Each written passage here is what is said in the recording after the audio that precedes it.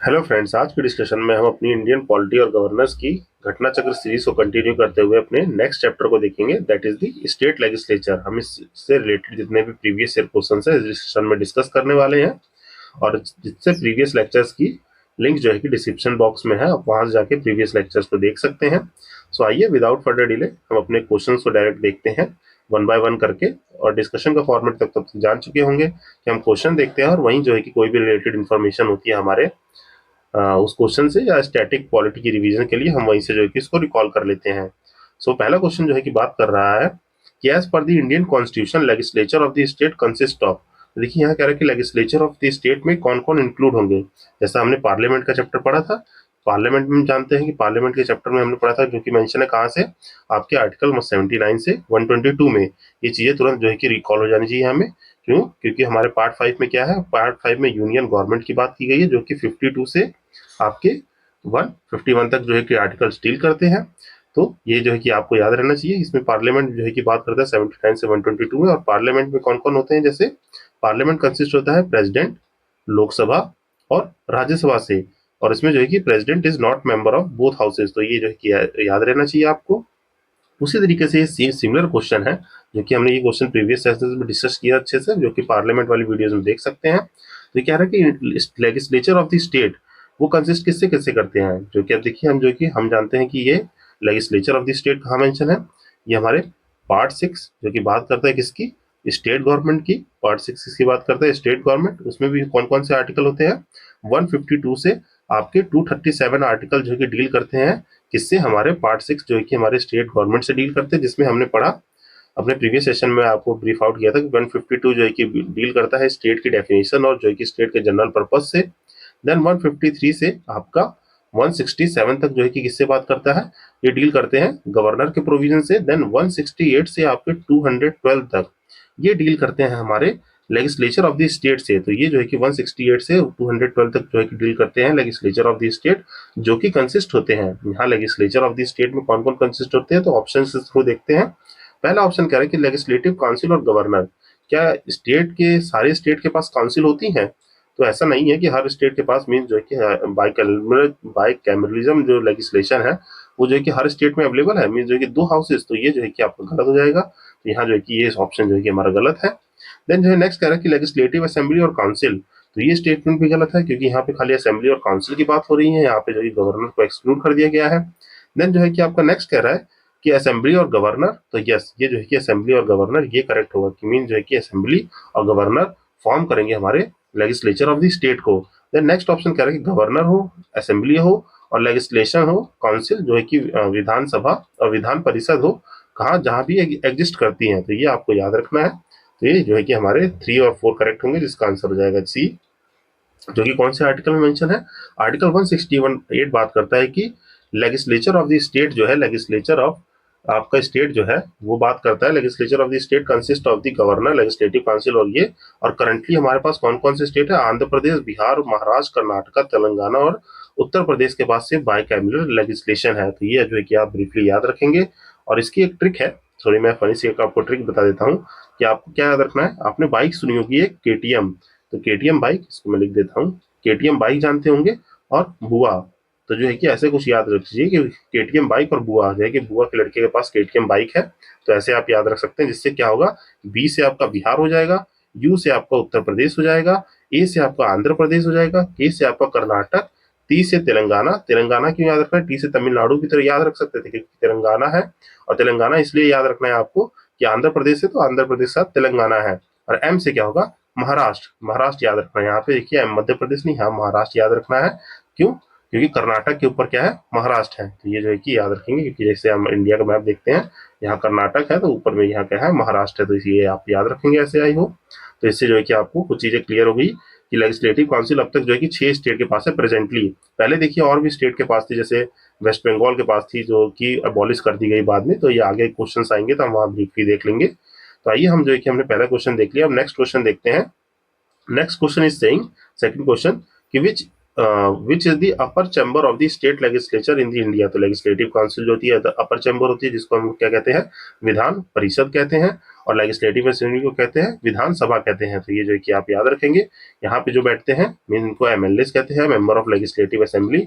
यहाँ पे जो मेंबर्स होते हैं उनको मेंबर्स ऑफ लेजिस्लेटिव काउंसिल कहते हैं, और पार्लियामेंट में जो बैठते हैं उनको मेंबर ऑफ पार्लियामेंट कहते हैं। तो ये शायद होप आपको क्लियर होगा। देन जो है देखते हैं, ये देखिए आर्टिकल 168 के सेकंड सेक्शन में लिखा हुआ कि there shall be two houses of the state legislature हो सकते हैं, जो कि एक को काउंसिल कहा जाएगा, अदर को जो है असेंबली, जो कि नोन करते हैं ऐसे। तो आप ये जो है कि याद रखेंगे। जो कि लोअर हाउस कौन सा होता है, असेंबली होती है। अपर हाउस क्या होता है, जो है कि आपका काउंसिल होता है। ऐसे ही हमारे जो है कि पार्लियामेंट चैप्टर में भी पढ़ा था, लोअर हाउस किसे कहते हैं, लोकसभा को, जिसे हाउस ऑफ पीपल कहते हैं, हाउस ऑफ पीपल। और अपर हाउस को क्या कहते हैं, राज्यसभा, जिसे काउंसिल ऑफ स्टेट कहते हैं। तो ये आपको याद रखना है। देन जो है कि नेक्स्ट क्वेश्चन कह रहा है कि which article of the Indian constitution provide करता है provision of the Vidhan Parishad. तो ये है कि विधान परिषद की बात हो रही है, मीन्स लेजिस्लेटिव काउंसिल की बात की जा रही है। तो ये जो है कि आर्टिकल 171 में मेंशन है। तो ये देखेंगे आर्टिकल 171 जो है कि composition of the legislative council कहता है। और while the creation and abolition of the legislative council जो है किसमें गिवन है, आर्टिकल 169 में। तो 169 क्या बात करता है आपके, देखिए 168 में जो है कि आपके असेंबली की बात है।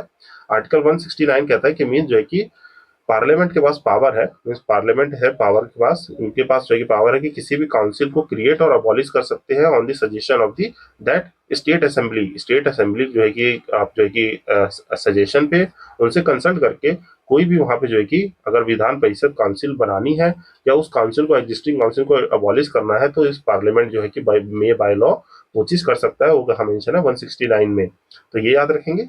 और जो है कि विधान परिषद का प्रोविजन का है 171 में। तो ये आप आई होप ब्रीफली याद रखेंगे। देन जो है नेक्स्ट क्वेश्चन कह रहा है कि what is the right method to establish और cancel the second chamber of in the state. यहाँ पे देखिए second chamber of the state को जो है कि क्या है प्रोसीजर है। तो यहाँ देखिए ऑप्शन आप एक बार पॉज करके रीड आउट कर लीजिएगा। ये जो मैंने आपको बताया आर्टिकल 169 में। तो आर्टिकल 169 के सेक्शन 1 में ये प्रोवाइडेड कि पार्लियामेंट किसी भी लॉ से अबॉलिश कर सकता है लेजिस्लेटिव काउंसिल ऑफ स्टेट को, और जो है कि सच काउंसिल को क्रिएट कर सकता है। तो यहाँ पे जो है कि आप इसको याद रखेंगे। और ये कब होगा, जब स्टेट लेजिस्लेटिव असेंबली पास करेगी एक रेजुलेशन को to that effect by the majority of total membership of the house by the majority not less than 2/3। Mean जो है कि टोटल मेंबरशिप ऑफ दी जो भी हाउस रहेंगे, मीन जो है कि मान लीजिए उत्तर प्रदेश की असेंबली है, तो वहां पे मान लीजिए प्रेजेंटली जो है कि मान लो 500 सीट है फॉर एग्जाम्पल, तो वहां पे 2/3 मेजोरिटी चाहिए, स्पेशल मेजोरिटी जो है कि प्रेजेंट और वोटिंग रहेंगी, तो दैट काउंसिल जो है कि अबॉलिश की जा सकती है। तो ये आप आई होप ब्रीफली आपको याद हो गया होगा। देन जो है कि नेक्स्ट क्वेश्चन देखिए, यहाँ पे नेक्स्ट क्वेश्चन कह रहा है कि which of the following legislative house can be abolished. तो क्या राज्यसभा, तो राज्यसभा हम जानते हैं कि परमानेंट बॉडी है, नॉट सब्जेक्ट टू डिल्यूशन, और इसको खत्म नहीं किया जा सकता है। विधानसभा, विधानसभा जो है कि मेंबर ऑफ जो है कि आपकी क्या है, यहाँ पे एमएलए बैठते हैं, ये क्या है लेजिस्लेटिव असेंबली है। तो इसको भी जो है कि इसको डिसॉल्व किया जा सकता है, इसको अबॉलिश नहीं किया जा सकता। यहाँ पे पूछेंगे खत्म करना, मीन जो है कि जो आर्टिकल 169 में है। तो ये ऑप्शन दोनों गलत हो जाएंगे। देन जो है कि नेक्स्ट कह रहा है कि Lok Sabha, Lok Sabha is subject to dissolution, इसको जो है कि खत्म नहीं किया जा सकता है। ये विधान परिषद हमारा करेक्ट आंसर होगा, जिसको जो है कि क्रिएट और अबॉलिश किया जा सकता है by the parliament by the law, जो कि 169 में मेंशन है।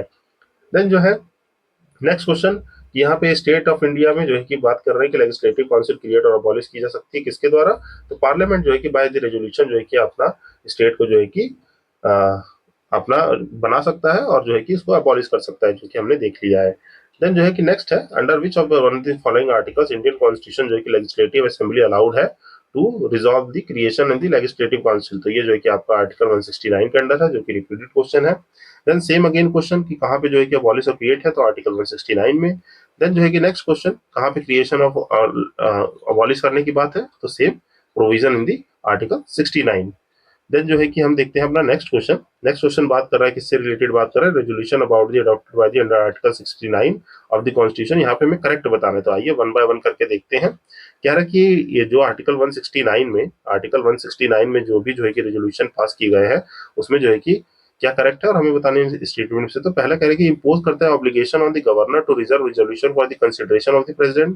तो ये जो है कि क्या करेक्ट है, तो ऐसा कोई ऑब्लिगेशन नहीं है गवर्नर के पास कि वो जो है कि इस बिल को जो है कि प्रेसिडेंट के रिप्रेजेंटेशन के लिए रिजर्व करे। देन जो है कि सेकंड कह रहा है कि does not impose obligation on the union government to take action for initiating legislative in the parliament. जो है कि इससे रिलेटेड कोई लेजिस्लेशन को इनिशिएट करना या जो है कि ऑब्लिगेट करना, जो है कि पार्लियामेंट के पास कोई ऐसा जो है कि ऑब्लिगेशन नहीं होता है, मीन्स असेंबली चाहेगी तो करेगी। तो ये जो है कि हमारा ये करेक्ट स्टेटमेंट है। बाकी जो है कि अगर देखिए तो ये कह रहा है कि नॉट इम्पोज गवर्नर को रिजोल्यूशन को कंसिडरेशन, तो ये भी गलत है।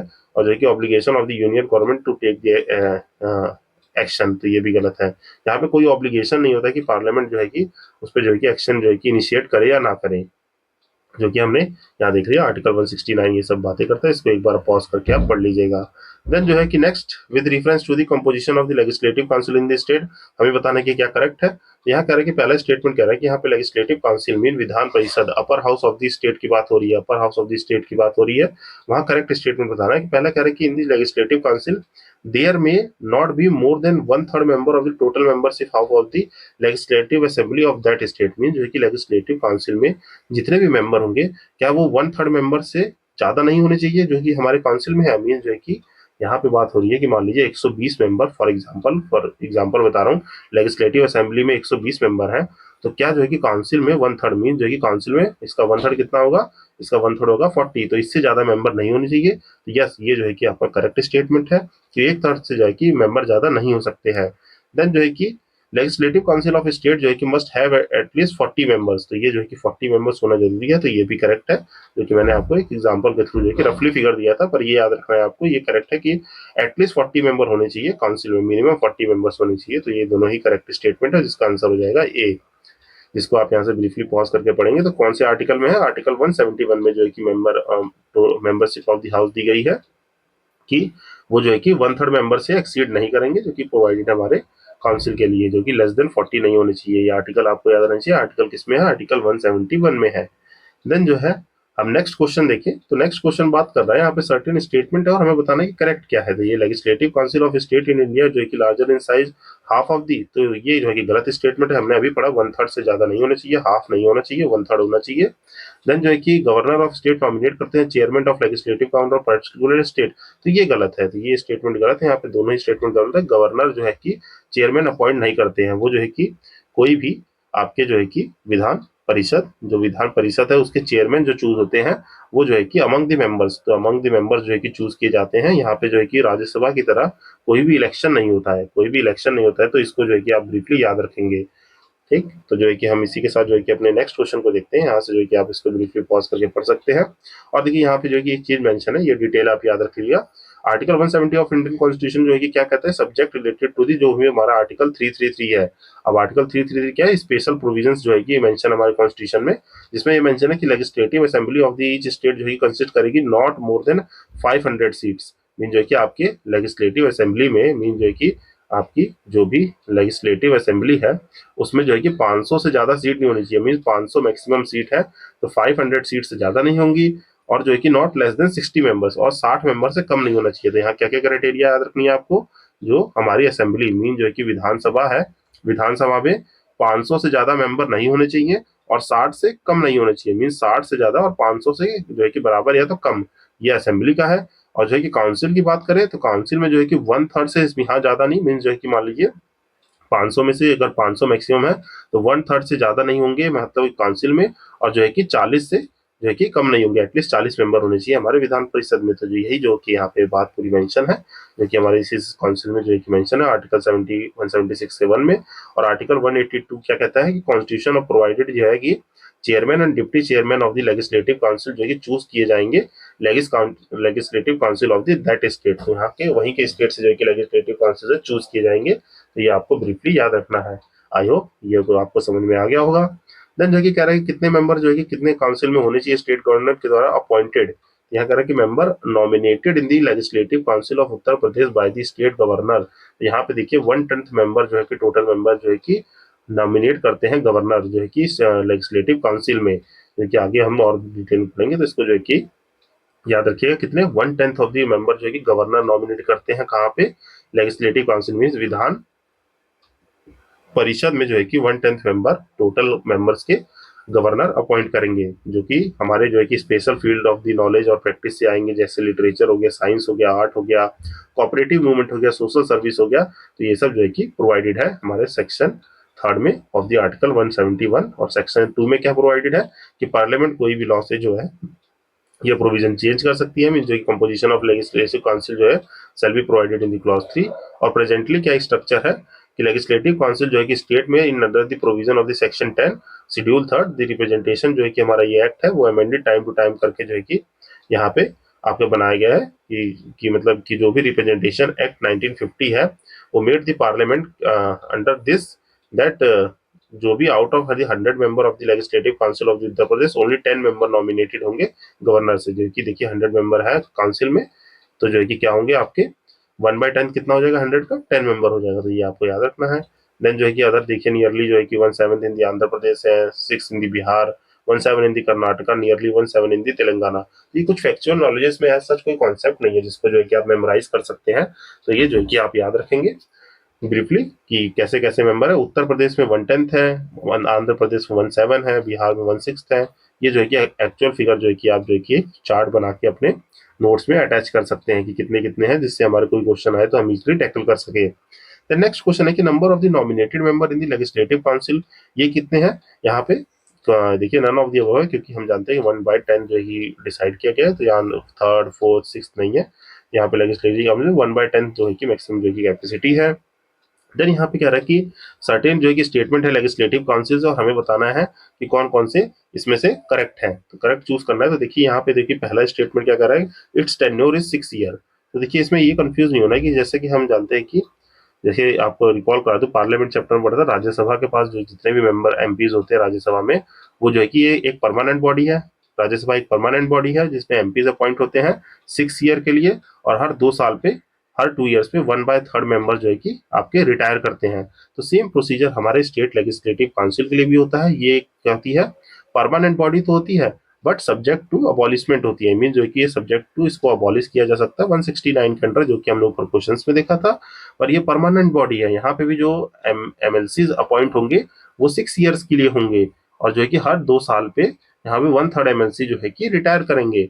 पर यहाँ पे ये कह रहा है कि ये जो स्टेट लेजिस्लेटिव काउंसिल है उसका टेन्योर 6 ईयर होता है, तो ये कह रहा है कि टेन्योर 6 ईयर मीन जो है कि ये बॉडी जो है कि अबॉलिश की जा सकती है, इसका कोई टेन्योर नहीं होता है। यहाँ पे टेन्योर किसका होता है, यहाँ टेन्योर ऑफ इट्स मेंबर होता है, मीन जो है कि ये स्टेटमेंट आपका देखिए टेन्योर ऑफ इट्स मेंबर जो है कि 6 ईयर का होता है, तो ये करेक्ट होगा। मीन पहला स्टेटमेंट क्या है हमारा गलत है कि ये जो है कि 6 ईयर लेजिस्लेटिव काउंसिल का कोई टेन्योर नहीं होता, ये अबॉलिश की जा सकती है, तो ये जो है कि गलत होगा। ये जो है कि आपका क्या है सही होगा, क्योंकि यहाँ मेंबर्स की बात की है, तो मेंबर्स के जो है कि काउंसिल के मेंबर्स जो होते हैं उनके 6 ईयर का टेन्योर होता है, तो ये स्टेटमेंट जो है कि आपका करेक्ट है, पहला गलत है। फिर देखिए बाकी ये परमानेंट हाउस है, यस ये करेक्ट है। ये क्या है, subject can not be dissolve, तो ये कैन नॉट बी डिजॉल्व ये भी करेक्ट है, क्योंकि डिजॉल्व नहीं की जा सकती, इसको जो है कि अबॉलिश करने का होता है, ये परमानेंट बॉडी, ये करेक्ट है। बाकी कह रहा है कि 1/6 मेंबर जो है कि लोकल इंस्टीट्यूशन से होंगे, 1/6 मेंबर जो है कि असेंबली से होंगे, तो ये गलत है। ये जो है कि हम आगे क्वेश्चन में देखेंगे 1/3 होता है। और कह रहे हैं कि एवरी 2 ईयर पे 1/3 मेंबर रिटायर होंगे, जैसा मैंने बताया ये करेक्ट है। बाकी डिप्टी गवर्नर चेयरमैन होंगे, तो ऐसा कोई जो है कि प्रोविजन नहीं है, वो चेयरमैन जो है कि वहां अमंग दी मेंबर्स चूज किए जा सकते हैं। कौन कौन से करेक्ट हो गए, ये करेक्ट हो गया आपका सेकंड और थर्ड। देन जो है सिक्स और एट्थ, तो यहाँ देख लेते हैं हमारे जो है कि कौन सा ऑप्शन में है, सेकंड थर्ड सिक्स और एट्थ जो है कि यहाँ पे है, तो सी इसका आंसर हो जाएगा, जो कि आप ब्रीफली यहाँ से पॉज करके एक बार जो है कि इसको अटेम्प्ट करने की और समझने की कोशिश कीजिएगा, एक दो बार जो है कि रिवाइंड करके। देन जो है कि यहाँ से जो कि इसका देखिए अच्छा सा एक्सप्लेनेशन लिखा हुआ है, जो कि यहाँ देख सकते हैं 1/3 मेंबर जो है कि कहाँ से अपॉइंट होंगे, आपके जो कि जो मेंबर नहीं होंगे, पर्सन जो है कि मेंबर नहीं होंगे असेंबली के, और 1/3 कहाँ से अपॉइंट होंगे, कोई भी local bodies like municipality, district board और अदर अथॉरिटीज से। फिर 1/12 जो है कि मेंबर इलेक्ट होंगे कोई भी graduate at least 3 year standing in deciding that state. और 1/12 जो है कि कहाँ से होंगे, वो होंगे कोई भी टीचर जो है कि सेकेंडरी मींस जो teacher of the secondary schools having at least 3 year teaching experience shall be nominated by the government in the field of the कोई भी art science literature cooperative movement और सोशल सर्विस से related जो है कि यहाँ sign होंगे। देन जो है हम अपने नेक्स्ट क्वेश्चन को देखेंगे, आप इसको एक बार जो है कि ब्रीफली पॉज आउट करके जो है कि पढ़िएगा। देन जो है कि हम नेक्स्ट क्वेश्चन को अपने मूव करते हैं। नेक्स्ट क्वेश्चन बात कर रहा है कि जो भी मेंबर है स्टेट काउंसिल के are not chosen by which of the following categories, यहाँ पे कौन सी कैटेगरी से नहीं चूज किया जाता है। देखिए लोकल बॉडी पंचायत जाना हमने 1/3 होते हैं, टीचर्स 1/12, ग्रेजुएट्स भी जो होंगे 1/12। यहाँ इंडस्ट्रीज की कोई बात नहीं पड़ी होगी ऊपर आपने, यहाँ पे जो है कि मेंशन नहीं है इंडस्ट्रीज का, तो यही हमारा आंसर है डी, यहाँ पे इंडस्ट्रीज कोई नहीं होते हैं। देन कह रहा है कि which of the following can not be dissolve but can be abolished, यहाँ कह रहा है कि डिसॉल्व नहीं किया सकता है पर अबॉलिश किया जा सकता है। देखिए लोकसभा क्या होता है, सब्जेक्ट टू डेल्यूजन होता है कि मींस प्रेसिडेंट इसको डिसॉल्व कर सकते हैं। राज्यसभा एक परमानेंट बॉडी है, इसको कुछ नहीं किया जा सकता है। काउंसिल जो है कि स्टेट असेंबली, ये भी जो है कि सब्जेक्ट टू डेल्यूशन होती है, इसको अबॉलिश नहीं कर सकते हैं। देन जो है कि एक है आपका काउंसिल जो है स्टेट लेजिस्लेटिव काउंसिल, इसको जो है कि अबॉलिश करने का जो है कि प्रोविजन है आर्टिकल 169 में, जो कि हमारे यहाँ मेंशन है, आप देख सकते हो, यही हमारा आंसर है। देन नेक्स्ट क्वेश्चन है कि टेन्योर कह रहा है कि स्टेट लेजिस्लेटिव काउंसिल का ये टेन्योर जो है कि 6 ईयर्स का है। टेन्योर तो ये याद रखिएगा, इस मेंबर लिखा, देखिए यहाँ पे कोई भी काउंसिल का टेन्योर नहीं है, यहाँ पे इस मेंबर का टेन्योर पूछा है, तो मेंबर का टेन्योर कितना होगा, 6 ईयर होगा, तो ये आपको याद रखना है। देन जो है ब्रीफली देखें हम, नेक्स्ट नेक्स्ट क्वेश्चन देखें, तो नेक्स्ट क्वेश्चन कह रहा है कि फॉलोइंग जो है, फॉलोइंग आपके जो है कि which of the following Indian states of India does not have the legislative council so even, जो कि कॉन्स्टिट्यूशन अमेंडमेंट 1956 जो कि प्रोवाइड करता है, यहाँ मध्य प्रदेश के पास नहीं है। बाकी आपको मैंने ट्रिक ऊपर बताई थी, क्या बुआ के लड़के के पास केटीएम है, तो कुछ ऐसे याद रख सकते हैं, बिहार, उत्तर प्रदेश, आंध्र प्रदेश, कर्नाटक, तेलंगाना, महाराष्ट्र, यहाँ मध्य प्रदेश के पास अभी करंटली नहीं है, तो ये आप आंसर हो जाएगा डी। बाकी जो है कि आप यहाँ से देख सकते हैं करंटली जो है कि 6 स्टेट के पास है, बाकी वेस्ट बंगाल के पास थी, पंजाब के पास थी, तो ये सब डिलीट कर दिए गए, जो कि आगे क्वेश्चन में हम देख लेंगे। देन जो है कि नेक्स्ट क्वेश्चन कह रहा है कि following state does not have the bicameral legislature, तो यहाँ पे तमिलनाडु के पास नहीं है, बाकी इन सबके पास है, तो इसको आप ब्रीफली पॉज करके देख लेंगे। देन नेक्स्ट क्वेश्चन से काउंसिल जहाँ पे कहाँ पे एग्जिस्ट नहीं करती है, तो राजस्थान के पास जो है कि काउंसिल नहीं है, स्टेट का legislative council. Then next question बात कर रहा है कि किसके पास जो है कि बाइकैमेरल लेजिस्लेशन नहीं है, तो यहाँ मध्य प्रदेश के पास नहीं है, यूपी मतलब उत्तर प्रदेश, एमपी मतलब मध्य प्रदेश, तो मध्य प्रदेश के पास नहीं है।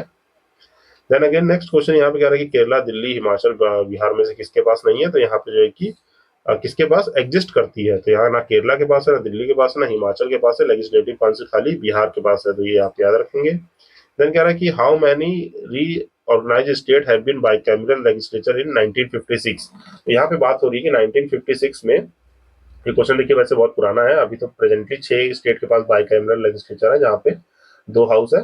यहाँ करें 1956 में जो है कि हमारा SCRA act, state organisation act आया था, बाय दी, प्रीवियस सेशन में भी बताया था मैंने, 7th कॉन्स्टिट्यूशनल अमेंडमेंट एक्ट से हमारा जो है कि स्टेट रीऑर्गेनाइजेशन हुआ था, कौन से पार्ट जो है कि आपका 7 है, पार्ट 7 कौन सा है, पार्ट 7 में आर्टिकल 238 है, जिसको डील करता है 238 आर्टिकल किससे, जो डील करता है आपके part B of the state में, जो कि पहले स्टेट की categorisation part A, B, C और डी करके थी, तो इसको जो है कि अबॉलिश करने का काम जो है कि हमारे 7th कॉन्स्टिट्यूशनल अमेंडमेंट एक्ट ने पार्ट 7 को जो है कि रिपील कर दिया था, और जो है कि इसी ने जो है कि एक स्टेट रीऑर्गेनाइजेशन एक्ट लाया था 1956 का, जिसमें जो है कि 14 यूनियन टेरिटरीज, जो है 14 स्टेट्स और 7 जो है कि 6 जो है कि यूनियन टेरिटरीज बनाई गई थी उस वक्त दैट टाइम पे, तो जो है कि उस 14 स्टेट्स में से देखिए बाइकैमेरल लेजिस्लेचर जो है इतने स्टेट्स को प्रोवाइड थे, जो कि आप नाम यहाँ से पढ़ सकते हैं। देन जो है लेटर ऑन क्या किया गया, लेटर ऑन जो है कि legislative council of west Bengal जो है कि अबॉलिश कर दी गई 1969 में, पंजाब की जो है कि 1970 में, तमिलनाडु की जो है कि अबॉलिश कर दी गई 1896 में, तो ये डेट आपको याद रखनी है, ये 69, 70 और 86, जहाँ पे वेस्ट बंगाल, पंजाब और तमिलनाडु की लेजिस्लेटिव काउंसिल जो है कि अबॉलिश कर दी गई थी in respective year. Then later on जो है कि अदर स्टेट की फॉर्म की गई थी, तो ये आपको याद रखना है, और अभी जो है कि ये प्रोविजन आप पढ़ सकते हैं कि एट प्रेजेंट जो है कि कौन कौन से स्टेट है, आंध्र प्रदेश और तेलंगाना को इंक्लूड कर लिया गया है, और जम्मू कश्मीर की जो काउंसिल है, union territory, has been abolish in the, जो कि हमारा अब्रोगेशन ऑफ दी, जो है कि रिपील कर दिया गया था आर्टिकल 370 2019 में, तो जम्मू कश्मीर की भी खत्म कर दी गई थी। आई होप जो है कि आपको ये क्वेश्चन समझ में आया होगा और ये चीजें आपको याद रखनी है। देन जो है नेक्स्ट है कि according to article 170 of the constitution, जो मिनिमम और maximum strength of the legislative council assembly, और ये जो कि काउंसिल कितनी होगी, तो ये मैंने आपको बताया 500 और 60, तो ये कि आपको डी आंसर होगा, तो ये आप याद रखेंगे। मिनिमम जो है कि असेंबली की कितनी होनी चाहिए, मिनिमम जो है कि 60 होनी चाहिए, मैक्सिमम 500 होनी चाहिए। यहाँ ये जो है कि ये 40 से मत कंफ्यूज होइएगा, 40 मिनिमम स्ट्रेंथ है किसकी, आपके काउंसिल की मिनिमम स्ट्रेंथ 40 है, और 1/, जो है कितना, 1/3 मैक्सिमम होगी किसकी, काउंसिल की, जो कि आपके असेंबली के मेंबर के 1/3 मैक्सिमम स्ट्रेंथ होगी, तो ये आपको याद रखना है, जो कि यहाँ पे आर्टिकल 170 जो कि डील करता है 333 से, तो ये हमने ऊपर देख लिया था। Then moving to next question, और नेक्स्ट क्वेश्चन सेइंग कि यहाँ पे जो है कि following state in the exception to the provision of the 170 which says the state legislative assembly of state shall consist of not less than 60 members, तो यहाँ पे जो है कि देखिए सिक्किम, तो सिक्किम जो है कि कुछ एक्सेप्शन है, तो यहाँ पे जो है कि आप ऊपर एक्सप्लेनेशन में देखिए यहाँ पे लिखा होगा, यहाँ पे सिक्किम का मेंशन नहीं है, तो ये जो है कि थोड़ा सा आप इस पे जो है कि रिसर्च करेंगे कि यहाँ कितने मेंबर प्रेजेंट है, मुझे कमेंट सेक्शन में जो है कि आप बताएं सिक्किम के पास कितने प्रेजेंट मेंबर है। देन जो है नेक्स्ट क्वेश्चन बात कर रहा है कि नेक्स्ट क्वेश्चन कह रहा है कि यहाँ पे कॉन्स्टिट्यूशन ऑफ इंडिया में सर्टेन स्टेटमेंट प्रोवाइडेड है, हमें बताना है कि करेक्ट स्टेटमेंट कौन सी है। तो पहला स्टेटमेंट कह रहा है कि legislative assembly of each state consist of the not more then 450 members और जो है कि chosen by the election of the territory. तो ये जो है कि देखिए स्टेटमेंट गलत है, मैंने बताया कितने, ये जो है कि प्रोवाइडेड है आपके 500 मेंबर होने चाहिए, तो 500 मेंबर से ज्यादा नहीं होने चाहिए, तो ये स्टेटमेंट आपका गलत हो जाएगा। देन सेकंड कह रहा है कि नॉट सेल बी, कोई भी person not be qualified to be chosen to fill the seat जो है कि असेंबली में सीट फिल करने के लिए of the state if he और सी लेस देन 25 ईयर। तो यहाँ पे एज की क्राइटेरिया दी गई है, तो मिनिमम आपको 25 साल का होना पड़ेगा, तभी जो है कि आप असेंबली में इलेक्शन के लिए एलिजिबल होंगे। तो ये जो है कि स्टेटमेंट करेक्ट है, पहला गलत, आंसर हो जाएगा 2। जो कि देखिए यहाँ पे क्राइटेरिया बात करते हैं इसके 171 में जो है कि बात है कि कितने मेंबर जो है कि होने चाहिए मैक्सिमम और मिनिमम, एंड देन जो है कि आपको पर्सन जो है कि 25 साल का मिनिमम होना चाहिए member to the state assembly और सिटीजन ऑफ इंडिया। देन जो कि इलेक्टोरल कॉलेज में जो है कि उनका वोटर लिस्ट में नाम, तो ये सब तो क्राइटेरिया है ही, जो कि आगे क्वेश्चंस में देख लेंगे। देन कह रहे हैं कि maximum number of the seat कितनी होनी चाहिए, तो ये जो है कि 500 है। नेक्स्ट क्वेश्चन ये कहाँ पे डील करता है, मीन जो है कि जो भी हमारी असेंबलीज की जो है कि किस आर्टिकल में जो है कि मीन्स है कि election of the legislative assembly जो है कि स्टेट का टेक प्लेस करेगा, तो 170 में ये मेंशन है। देन जो है कि आपका नेक्स्ट क्वेश्चन जो है कि इसको आप यहाँ से एक बार ब्रीफली पॉज करके पढ़ लेंगे। देन नेक्स्ट क्वेश्चन कह रहा है कि minimum age to limit the prescribe age the member of the assembly, तो ये कितनी है आपकी 25 ईयर्स जो है कि मिनिमम एज होनी चाहिए, जो कि आर्टिकल 173 के क्लॉज बी में लिखा हुआ है कि नॉट लेस देन 25 ईयर्स होंगे तभी जो है कि आप जो है कि एलिजिबल होंगे किसके, असेंबली के इलेक्शन के लिए। और काउंसिल के लिए 30 ईयर्स, काउंसिल के लिए क्या है, विधान परिषद के लिए 30 ईयर्स है। राज्यसभा की कितनी है, राज्यसभा की कितनी है 35 ईयर्स, तो जो है कि ये आपको याद रखना है। देन ब्रीफली याद रखेंगे। लोकसभा की आप मुझे कमेंट सेक्शन में कमेंट करके बताएं कितनी है, क्या वो सिमिलर है दिस और जो है कि चेंज, तो आप जो है कि कमेंट सेक्शन में आपको बताएंगे 30 लिख के जो है कि लिखेंगे कि लोकसभा की एज कितनी है। देन जो है कि नेक्स्ट क्वेश्चन देखिए, provision for the representation of Anglo Indian community, जो कि असेंबली में था, तो पहले ये प्रोविजन था जो कि स्पेशल प्रोविजन, बट जो है कि आप ही रिसेंट में जो है कि प्रोविजन जो है कि 2020 अमेंडमेंट एक्ट से डिलीट कर दिया गया। तो ये आपको याद रखना है, पहले एंग्लो इंडियन सीट्स प्रोवाइड की जाती थी, जैसे लोकसभा में 2 थी और जो कि स्टेट काउंसिल्स में भी। बाकी जो है कि ये प्रोविजन जो है कि एंग्लो इंडियन का प्रोविजन जो है हमारे कॉन्स्टिट्यूशनल अमेंडमेंट 104th मतलब 104th कॉन्स्टिट्यूशनल अमेंडमेंट ऑफ 2019, जिससे अफेक्टिव हुआ था 25 जनवरी 2020 से एंग्लो इंडियन सीट्स को अबॉलिश कर दिया गया था, तो ये आपको याद रखना है। देन जो है नेक्स्ट क्वेश्चन देखिए, तो नेक्स्ट क्वेश्चन बात कर रहा है कि which of the following has the maximum number of the number, किसके पास है लेजिस्लेटिव असेंबली में, तो यहाँ उत्तर प्रदेश के पास सबसे ज्यादा मेंबर्स है जो कि 403 मेंबर है, तो ये आप याद रखेंगे। मैक्सिमम स्ट्रेंथ ये जो है कि उत्तर प्रदेश ही देता है, चाहे असेंबली हो चाहे इसकी काउंसिल हो। देन जो है कि आपके लोकसभा से मेंबर हो चाहे राज्यसभा से मेंबर हो, तो उत्तर प्रदेश काफी ज्योग्राफिकली टेरिटरी बड़ा है, यहाँ पॉपुलेशन और इन सबको देखते हुए यहाँ एमपी एमएलए सब कुछ ज्यादा है, तो ये आप याद रखेंगे। नेक्स्ट क्वेश्चन क्या बात कर रहा है कि which of the following Indian state has the largest number member of the legislature, तो यहाँ पे लार्जेस्ट मेंबर किसके पास है इन द फॉलोइंग, तो यहाँ पे देखिए सबसे लार्जेस्ट है हिमाचल प्रदेश के पास, बाकी जो है कि अरुणाचल मणिपुरी और मेघालय के पास सबके पास 66 है, हिमाचल प्रदेश के पास जो है कि 68 है, तो यहाँ हमारा करेक्ट आंसर होगा हिमाचल प्रदेश। बाकी इसकी भी आपको एक लिस्ट जो कि तैयार करके रखनी चाहिए, क्योंकि ये क्वेश्चन पूछता है कि इनके क्रोनोलॉजिकल ऑर्डर में लगाइए या मैक्सिमम किसके पास है मिनिमम किसके पास है स्टेट की सीट्स का, तो ये आपको याद रखना है। और खासकर जो है कि आपके अपने स्टेट का और नेबरिंग स्टेट का जो है कि वो याद रहना चाहिए। देन जो है कि next question related to this, यहाँ पे ये भी फैक्चुअल क्वेश्चन है कि यहाँ पे कह रहा है कि किसके पास जो है कि डायरेक्टली मैच नहीं हुई है, तो यहाँ पे जो है कि मणिपुर के पास कह रहा है कि 62 सीट है, जबकि मणिपुर के पास कितनी है 60 सीट्स है, तो ये जो है कि बाकी याद रखें। गोवा के पास 40 है, उत्तराखंड और उत्तर प्रदेश ये जो है कि करेक्ट है 70 और 403 है, बाकी मणिपुर के पास जो है कि 62 है। देन जो है नेक्स्ट देखिए, तो union territory formed after the division of the Jammu Kashmir has does not have the legislature of its own, तो किसके पास है, लद्दाख के पास कोई भी लेजिस्लेचर नहीं है, वहां पे जो है कि लेफ्टिनेंट गवर्नर रूल करते हैं अपॉइंटेड बाय द प्रेसिडेंट, तो ये आपको याद रखना है। बाकी जम्मू कश्मीर ये दोनों एक ही टेरिटरी में है, तो ये है यहाँ पे आपका सी इसका आंसर हो जाएगा, जो कि यहाँ ब्रीफली एक बार पॉज करके पढ़ सकते हैं।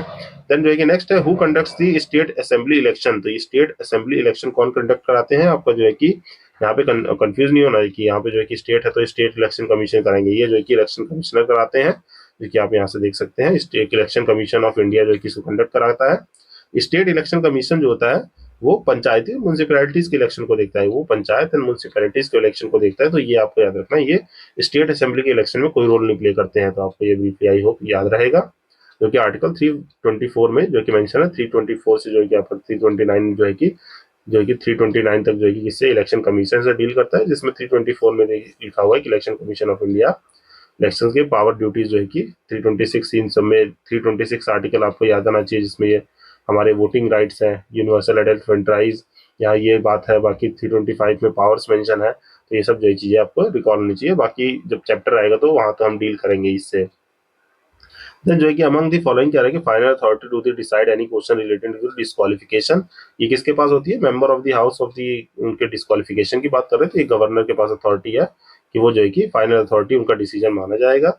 क्योंकि हमारे आर्टिकल 192 में ऑफ द इंडियन कॉन्स्टिट्यूशन लिखा है कि कोई क्वेश्चन अराइज हो रहा है qualification disqualification of the member, जो कि क्लॉज 1 में मेंशन है 191 के।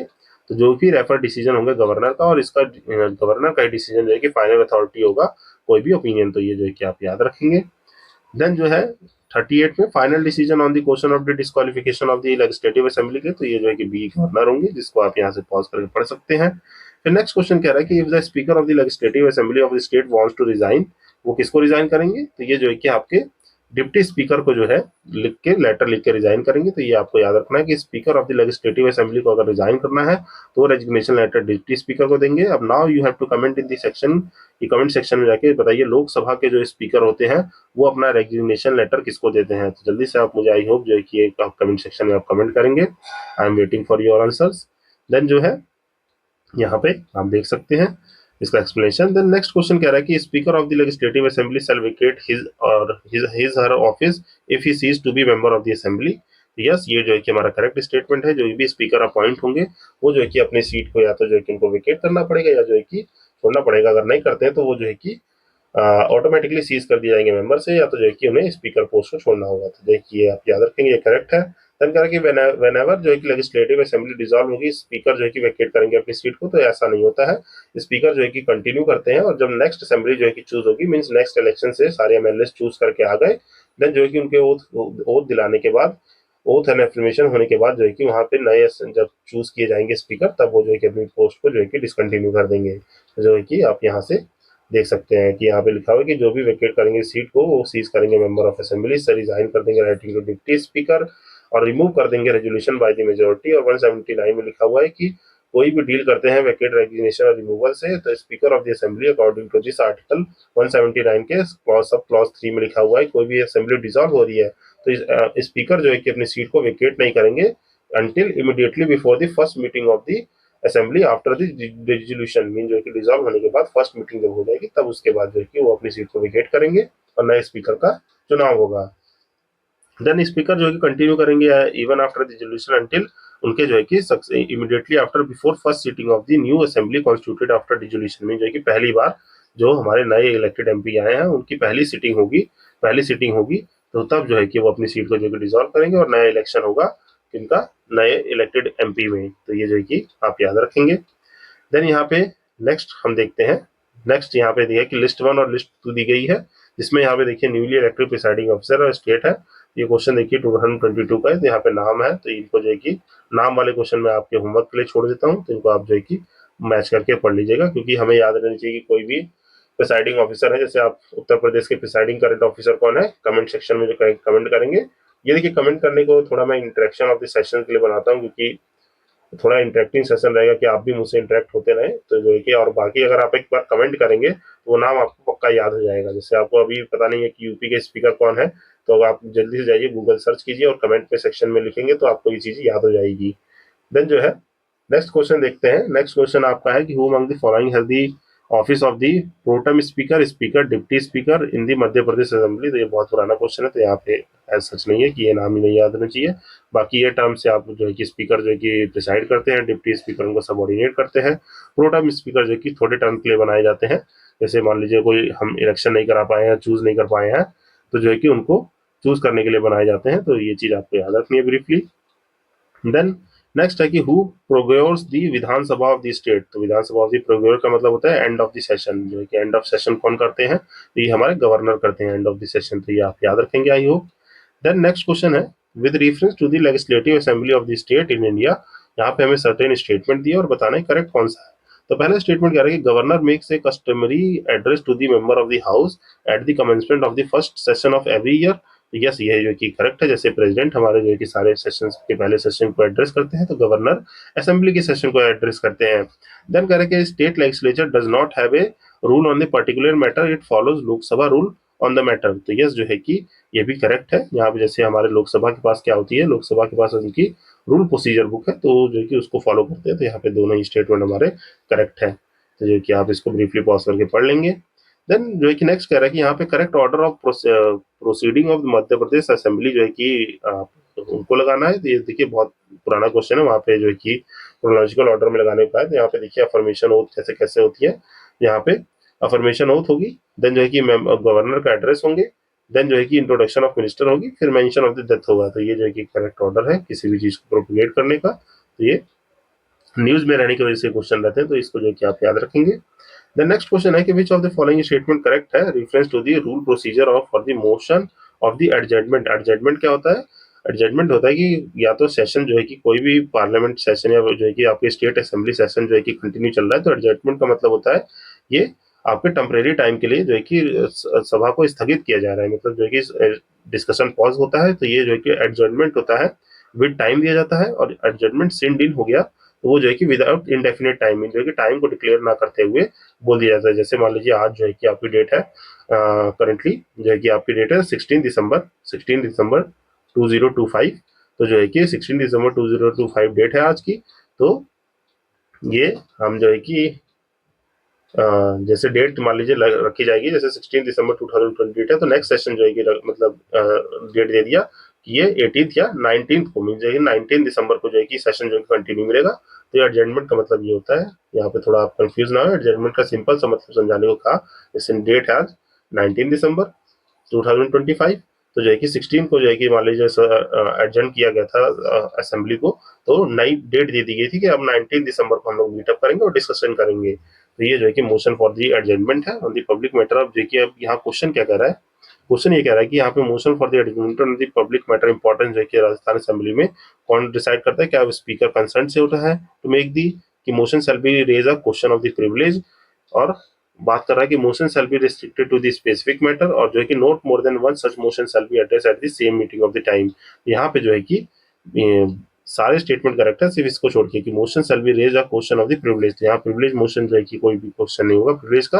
बाकी कंसर्न जो है कि नेसेसरी है टू मूव द मोशन, क्योंकि पब्लिक इंपॉर्टेंट मोशन का है तो मूव करने के लिए इंपॉर्टेंट है। देन जो है कि कोई भी रेस्ट्रिक्ट होता है स्पेसिफिक मैटर, और जो है कि एक से ज्यादा जो है कि मैटर सेम सिटिंग में नहीं होगा। यहाँ पे सी आपका आंसर हो जाएगा।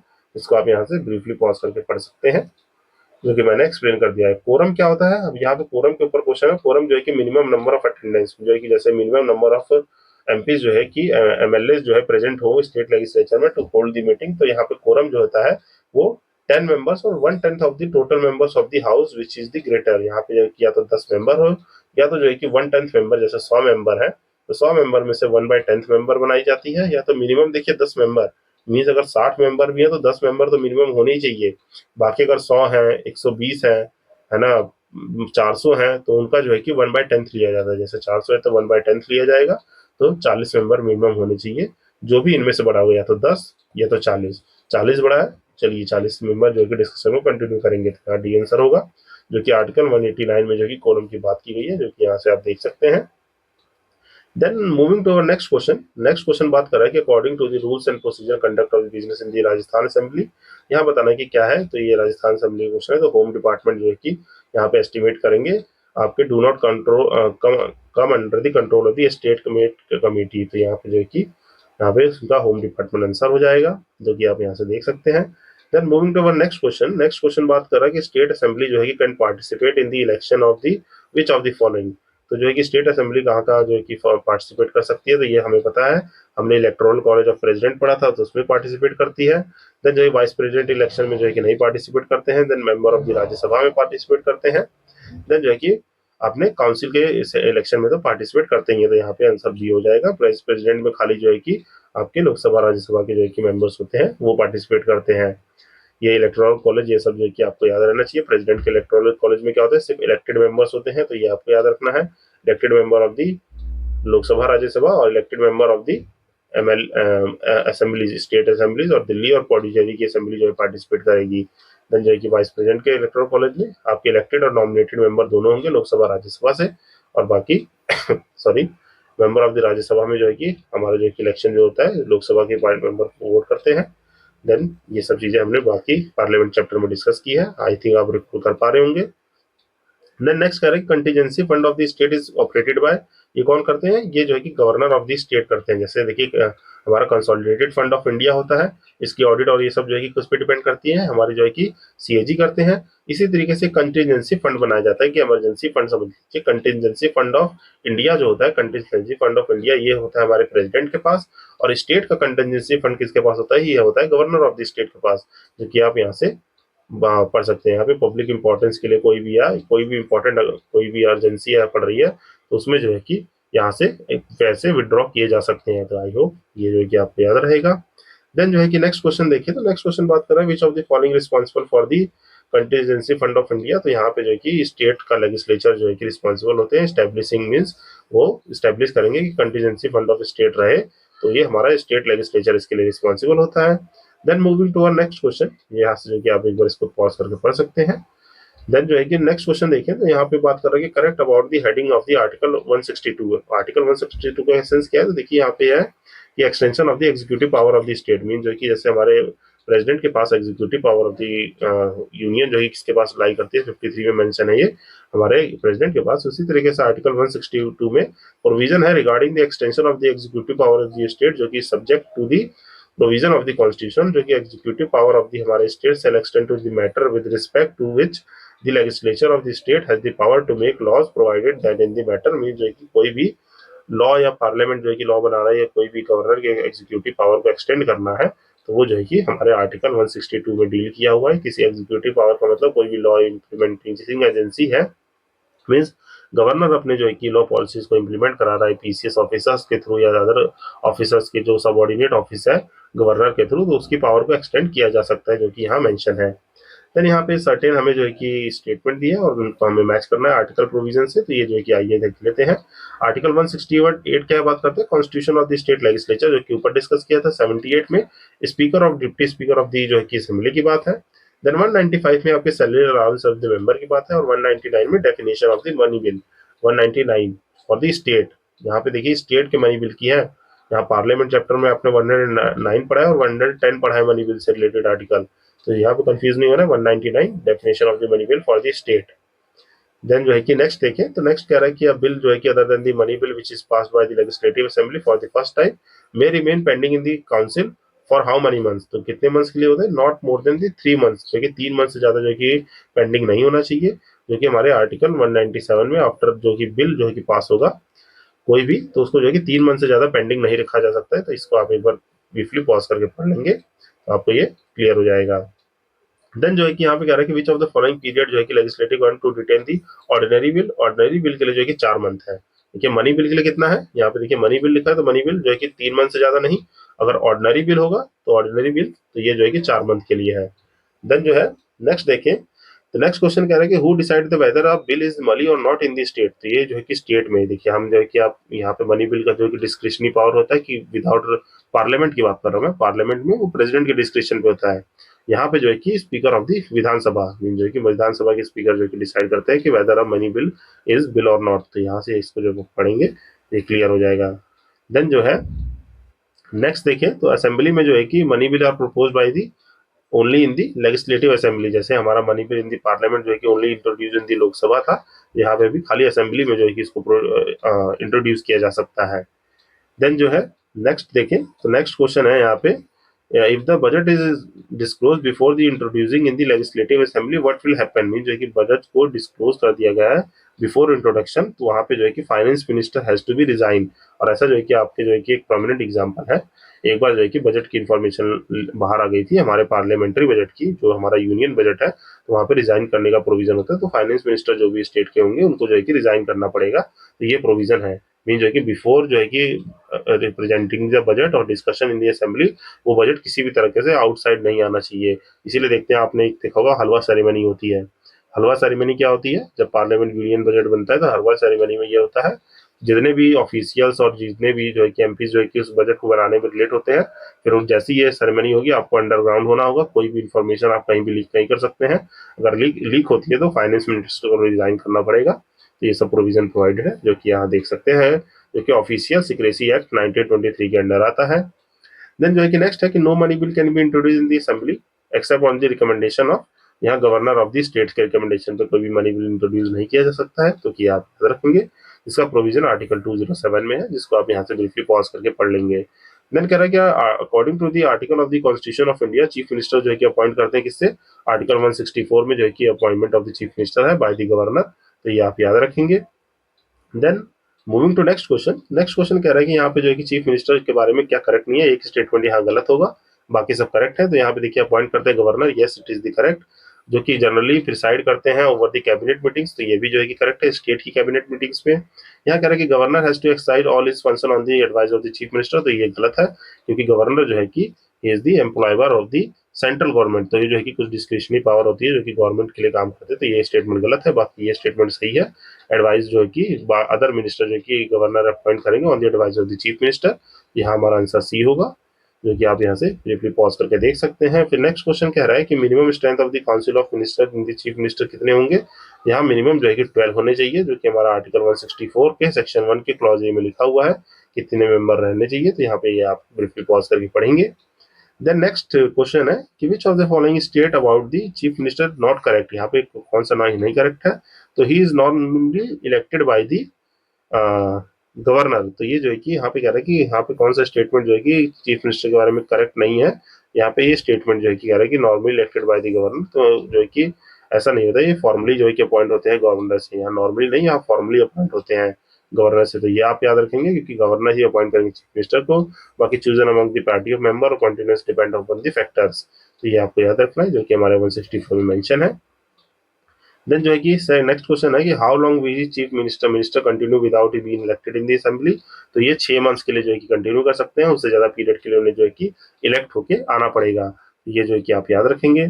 Then moving to next question, next question बात कर रहे हैं यहाँ पे सर्टेन स्टेटमेंट और बताना है करेक्ट कौन सा है, तो यहाँ पे देखिए according to constitution of India जो भी एलिजिबल है वोट के लिए, तो वो जो है आपके can be vote in the minister for the 6 month even if is not member, तो ये जो है कि आपका स्टेटमेंट जो कि गलत है, क्योंकि कॉन्स्टिट्यूशन ऑफ इंडिया कहता है कि जो भी एलिजिबल है वोट के लिए to be a minister in the state for the 6 month even he is not the member, तो उसके लिए आपको जो है कि मेंबर होना जरूरी है, तभी आप जो है कि वोट कर सकते हैं असेंबली में। देन जो है कि according to the representation of people act 1951, जो भी कन्विक्टेड है क्रिमिनल ऑफेंस और सेंटेंस है 5 ईयर्स के लिए, is permanently disqualified on the contesting election after release of the prison. देखिए यहाँ पे जो है कि ये प्रोविजन कुछ ऐसे हैं कि अगर मान लीजिए आप कन्विक्ट है और सेंटेंस पूरा हो चुका है और आप जो है जेल से छूट चुके हैं, तो आप डिस्क्वालीफाई नहीं होंगे, तो ये गलत हो जाएगा स्टेटमेंट, यहाँ पे जो है कि वो इलेक्शन के लिए एलिजिबल होते हैं, तो ये दोनों ही करेक्ट है, और सॉरी इनकरेक्ट है, तो यहाँ पे हमारा डी आंसर हो जाएगा।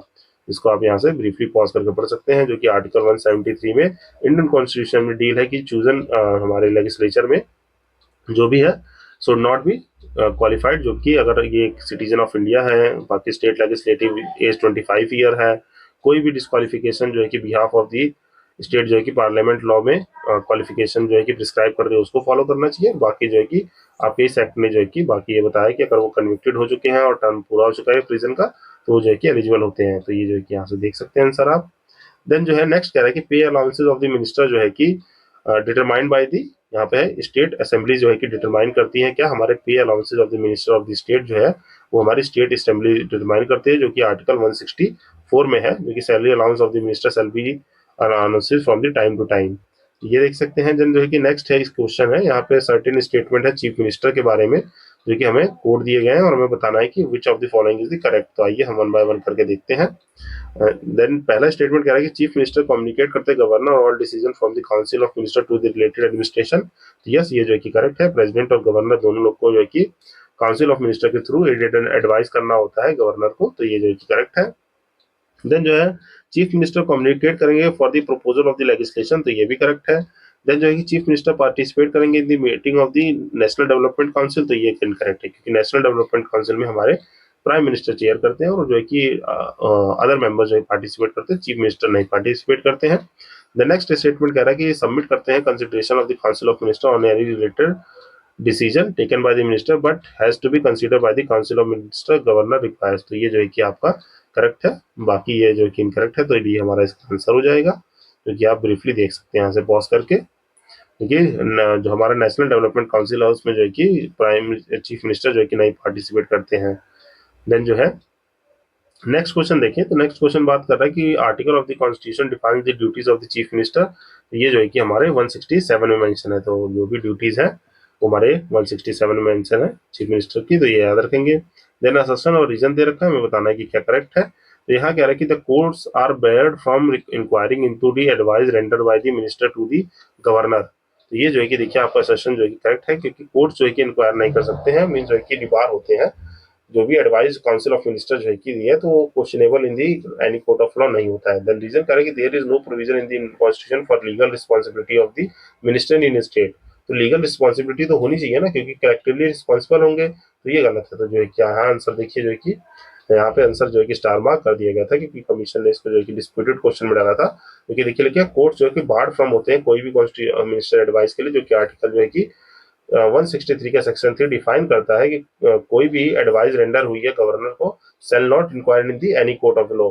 तो कोई भी एनी कोर्ट ऑफ लॉ में इंक्वायर नहीं होगी। और जो है कि आपका आर्टिकल 164 कहता है कि काउंसिल ऑफ मिनिस्टर जो है कि कलेक्टिवली रिस्पॉन्सिबल होंगे स्टेट के लिए। तो यहाँ पे देखिए दोनों ही स्टेटमेंट गलत था, तो यहाँ पे ऐसा कोई ऑप्शन है नहीं, तो यहाँ जो है कि आप इसको जो है कि ब्रीफली देख लेंगे।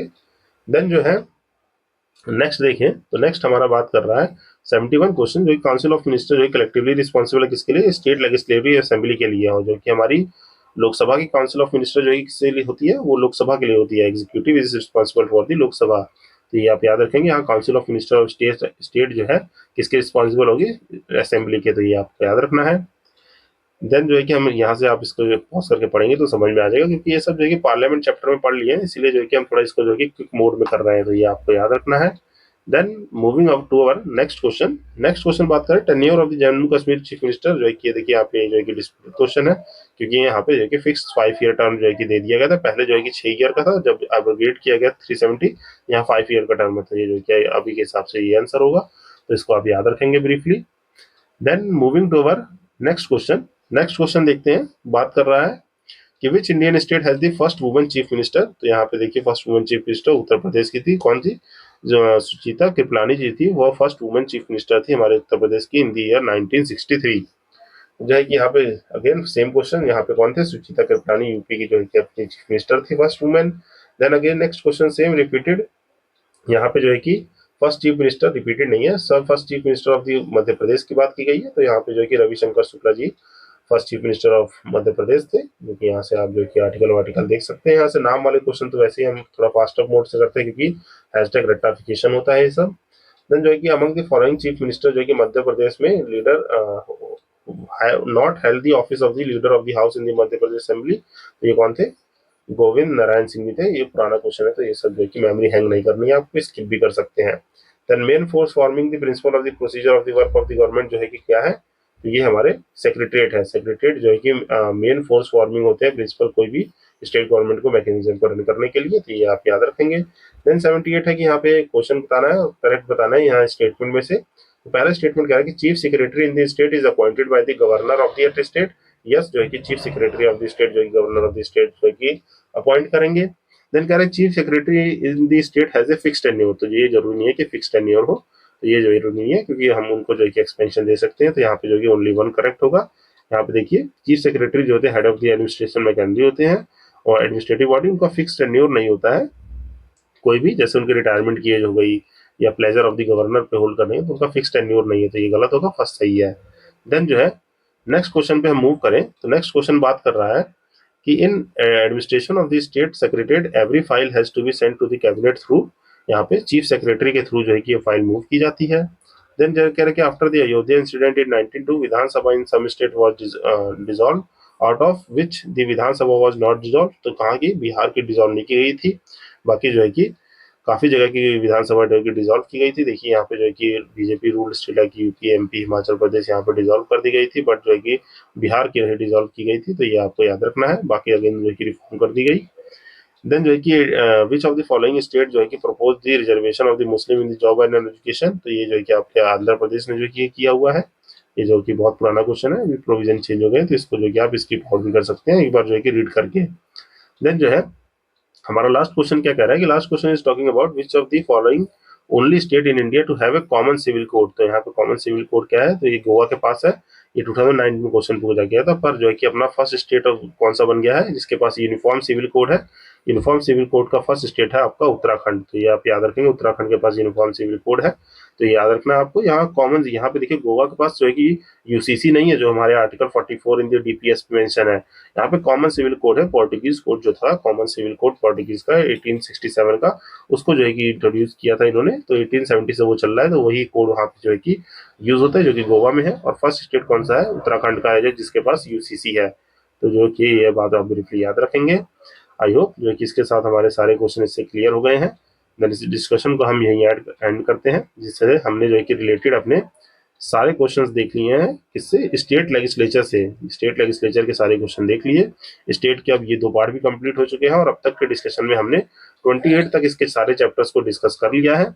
नाउ जो है कि हम अपने नेक्स्ट डिस्कशन में हाई कोर्ट से रिलेटेड जो है कि सारे क्वेश्चंस को देखेंगे।